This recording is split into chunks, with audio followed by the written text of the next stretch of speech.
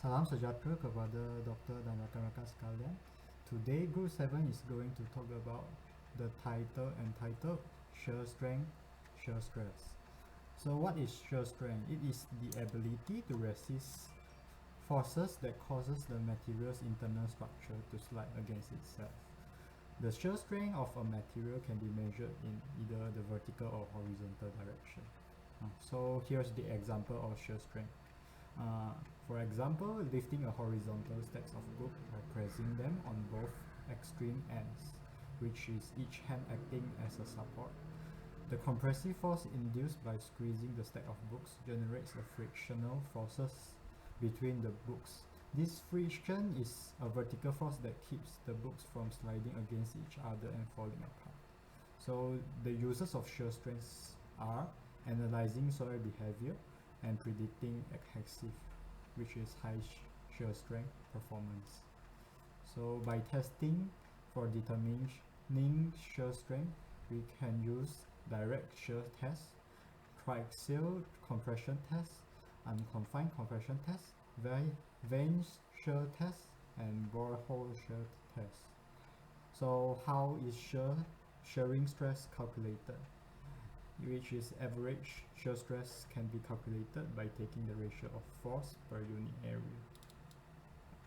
There is types of shear stress, which is transverse shear stress, which shear perpendicular to the longest axis, torsional shear stress, which is shear applied equally but in opposite direction, beam shear stress, stress applied in a manner that is not uniform, and wall shear stress, which force exhibited by the fluid on a wall. So what is shear strength and what is shear strength? Here's the comparison. Shear stress is resistive force developed per unit area in a body due to the applied shear force.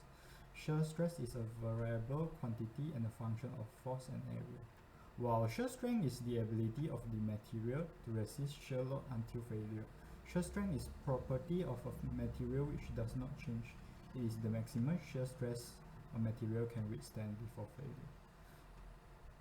And lastly, we have the shearing stress in real life. Example, one very common in today's date is when you are sliding on your smartphone screens. All forms of cutting, example cutting fruits, vegetables, papers, cords, and trees, and while chewing food between the teeth. Beside that, we have the example which when water is flowing on riverbeds, which they experience shear stress. Often we can notice erosion as well due to this.